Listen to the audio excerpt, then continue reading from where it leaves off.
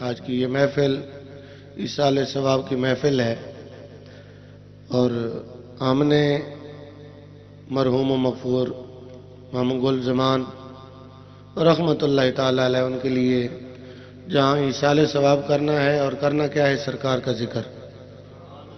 جہاں ہمارے نوجوان گناہوں میں پھنسے ہوئے تھے، دنیا داری میں مصروف تھے، قبلہ امیر المجاہدین نے ان کے سینوں کے اندر سرکار کا عشق اور پیار لٹا دیا، اور آج ہر بندے کی زبان پر لبیک یا رسول اللہ کے نعرے گونج رہے ہیں۔ یہ نعرہ نبی پاک علیہ الصلوۃ والسلام کے صحابہ کا ہے۔ جب بھی نبی پاک علیہ السلام اپنے صحابہ کو بلاتے تو وہ لبیک یا رسول اللہ کہہ کر حاضر ہو جاتے۔ جب صحابہ کرام جنگ لڑتے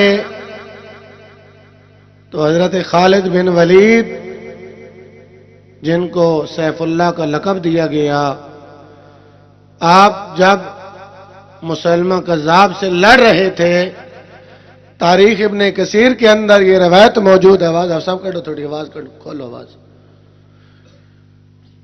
تو صحابہ کرام جب لڑنے لگے تو سامنے سے نعرے تکبیر کی آواز آئی۔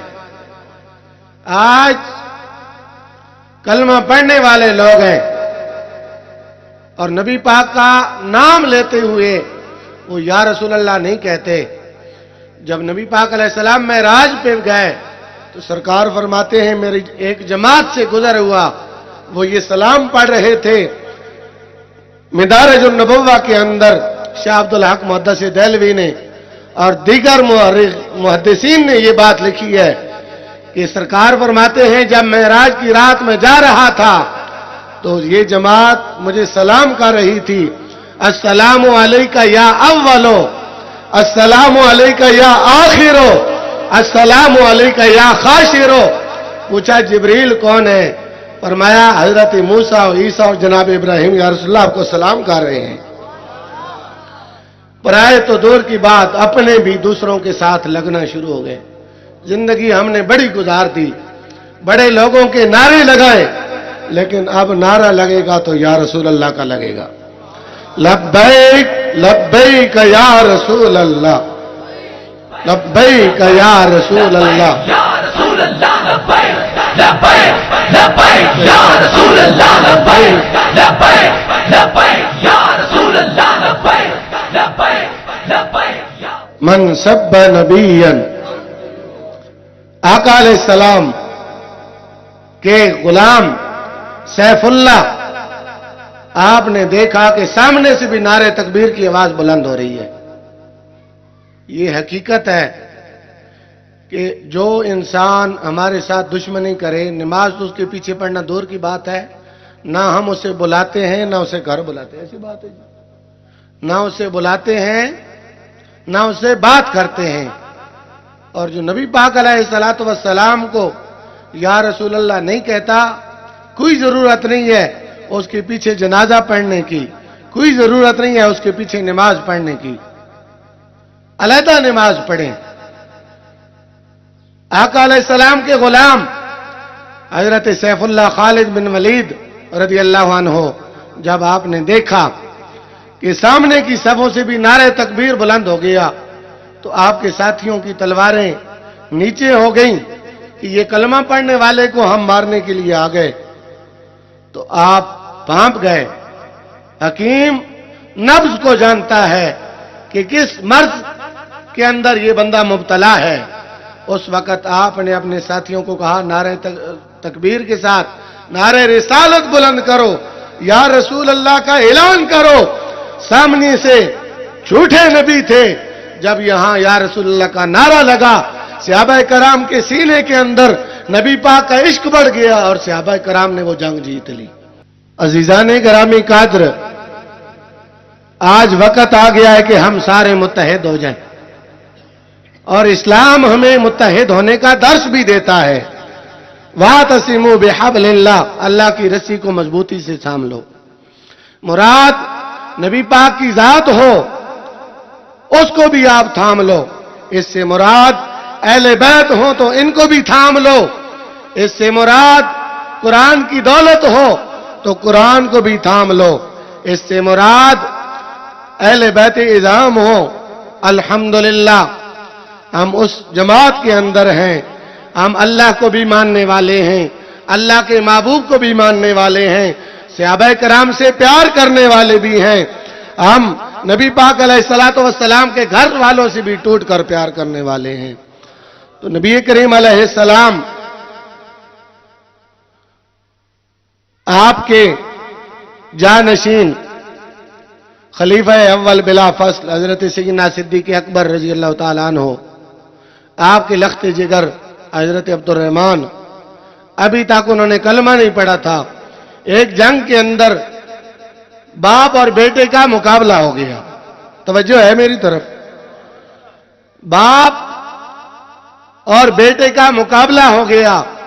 بیٹا دشمن کی صف میں ہے, باپ مسلمانوں کی طرف سے ہے. لڑتے لڑتے آخر جنگ ختم ہوئی, گھر آئے. حضرت سیدنا صدیق اکبر کے سامنے بیٹا آیا. آج ہم دیکھتے ہیں ہمیں شرم آتی ہے کہ جی ہمارا چاچا جان تو فلاں کو پرچی دے رہا ہے, تو ہمیں بھی ضرورت ہے کہ میرا چاچا نہ ناراض ہو جائے. لیکن ہمیں اسلام کیا درس دیتا ہے. حضرت سیدنا صدیق اکبر کے سامنے بیٹا آیا, کہنے لگے ابا جان 2 سے زیادہ بار آپ میری تلوار کے سامنے آئے. اگر میں چاہتا تو آپ کو میں سر قلم کر سکتا تھا, لیکن ابا جان میں نے آپ کو باپ سمجھ کر چھوڑ دیا. حضرت صدیق اکبر فرماتے ہیں قسم ہے اس رب ذوالجلال کی جس نے مجھے پیدا کیا ہے, قسم ہے اس رب کی کہ جس رب نے مجھے اپنا محبوب جیسا پیارا نبی عطا کیا ہے. تو یہ کہتا ہے کہ 2 سے زیادہ بار سامنے آیا تو چھوڑ دیا باپ سمجھ کر. اگر میرے سامنے ایک بار آتا تو بیٹا سمجھ کر چھوڑتا نہیں, بلکہ نبی کا دشمن سمجھ کر تیرا سر قلم کر کے رکھ دیتا.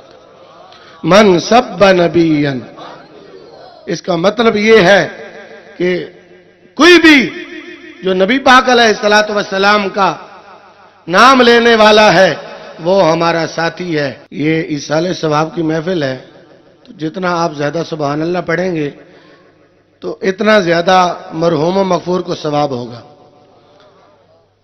اللہ کریم نے ارشاد فرمایا وَلَوْ أَنَّهُمْ إِذْ ظَلَمُوا أَنفُسَهُمْ جَاءُوكَ, اے محبوب اگر یہ لوگ اپنی جانوں پر ظلم کر بیٹھیں تو فرمایا محبوب وہ آپ کی بارگاہ میں آ جائیں.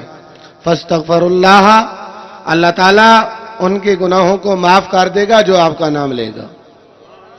وَاسْتَغْفَرَ لَهُمُ الرَّسُولُ, اور جب اے گناہگار امتی جب تو اپنے محبوب کا نام لے گا تو فرمایا وَاسْتَغْفَرَ لَهُمُ الرَّسُولُ, لفظ الرسول فاعل آ رہا ہے. فرمایا تمہارا اکیلا توبہ کرنا, تم اکیلے نہیں ہو. فرمایا جس ہستی کا نام لیا ہے یا اس کی بارگاہ میں آ گئے ہو, تو یہ صرف صحابہ کرام تک قرآن پاک محدود نہیں ہے, یہ صبح قیامت تک اس کا اطلاق ہے. فرمایا جو بندہ مدینے نہیں جا سکتا اگر وہ یہاں پہ بھی بیٹھ کر سرکار کا نام لے وَاسْتَغْفَرَ لَهُمُ الرَّسُولُ, اللہ تعالیٰ کے محبوب بھی اس کے لیے دعا کریں گے تو لَوَجَدُوا اللَّهَ تَوَّابًا رَحِيمًا. فرمایا پھر اللہ تعالیٰ کو آپ پالو گے بخشنے والا اور رحم کرنے والا. اب آپ لوگ آئے ہیں ایصال ثواب کی محفل میں, تو ہمیں بھی ضرورت ہے. سرکار فرماتے ہیں یہ شعبان کا مہینہ ہے, یہ میرا مہینہ ہے, اور شعبان و شہری و رمضان و شہر اللہ. فرمایا اگر تم رمضان شریف کی تیاری کرنا چاہتے ہو تو اس شعبان کے اندر اپنے اعمال اچھے کرو, استغفار پڑھو, اللہ کو یاد کرو, توبہ کرو. فرمایا جب تم اس مہینے کے اندر زیادہ اللہ کو یاد کرو گے تو فرمایا وہ رب تمہارے گناہوں کو معاف کر دے گا. تو وہ شاعر نے ایک بڑی پیاری بات کہی ہے کہ انسان جب دنیا میں آتا ہے تو وہ گناہوں سے لت پت نہیں ہوتا, وہ پاک اور صاف آتا ہے. لیکن جب دنیا میں آتا ہے وہ گناہگار ہو جاتا ہے. پھر جب وہ اللہ اور اس کے پیارے محبوب کا نام لیتا ہے تو اللہ تعالیٰ اس پہ مزید کرم کر کے اس کو پاک فرماتے ہیں. تو مٹی چڑھ گئی टेराते मिट्टी चढ़ गई टेराते टोले मनाले सा टोले मनाले सा हथ रख के पैराते। हम सरकार का जिक्र करेंगे, नबी पाक अलैहिस्सलातु वस्सलाम का वसीला पेश करेंगे।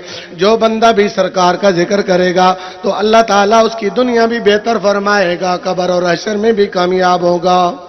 तो इस वजह से दुआ है अल्लाह ताला हम सबको आखिरत की फिक्र भी अता फरमाए, और जिस महफिल में जिस मकसद के लिए हाजिर हुए हैं, दुआ करें अल्लाह ताला ये हमारा मकसद भी अपनी बारगाह में कबूल फरमा के मरहूम व मगफूर मामू गुल जमान रहमतुल्लाहि ताला अलैहि, अल्लाह ताला उनकी भी बख्शिश फरमाए। वमा अलैना इल्लल बलाग।